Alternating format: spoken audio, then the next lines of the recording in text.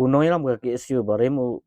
ba lambak stawan mangal ong ba Iakhih jo khasi student union kam dei ba weng ne pendam no andai kesusanga shwa sipo hadin ba soka kala kula batle ya gimat ki ba sengra abu ki ba jan kot chak ba nyau hadu prapo persen ai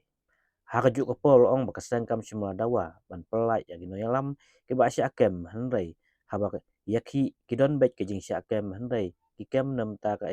nam ta ka Jingbha yang kari Jaitbynriew bat ke isu kan om pendem bat ke yang bet hakata kanong lem la berkedau ba laingut kini lam ka kasi student union bekentup yu presiden keseng usama Raymond Kajana ubai presiden usama penkemen sanmit bat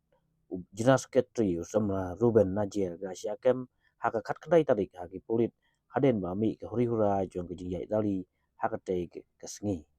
kini lam ke isu kidon mentah apa Shillong district jir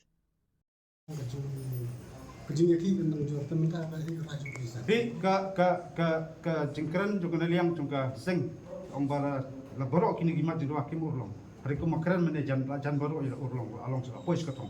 Di ngin omba gila pendam di Iakhih hentai temporary suspension ginang wong aw susu kita gibenta gi bang tang sok kedot kebain hak mapen bahak janai su dikit gimat jeng doa lagu khmat soka. Padahal ibu jeng doa yang balang nam tatan mulai pada tiga berdasarkan Di kaseng nadu ki larai na ki snem memensuan kami kinu dulu Iakhih basyakem di dalam na posisi na ki unit ngem jubo jeng dawan lagi yakon beti isu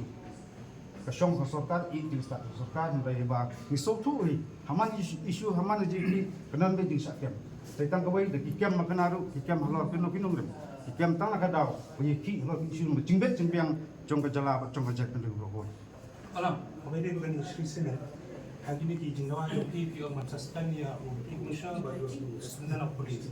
hari hamne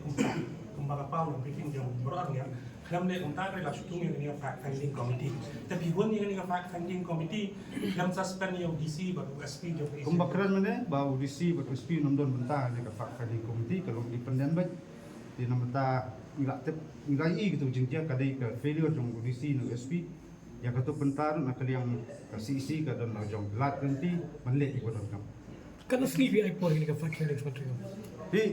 kasyong majing start jong sorkan lagi syong ba kat batai ke fact finding committee kalau kadang yan jing teri jing sedang ke Sri Semen dan kam. Panang dia kebanyakan susunan dari Sri Semen kadang kerja bersama.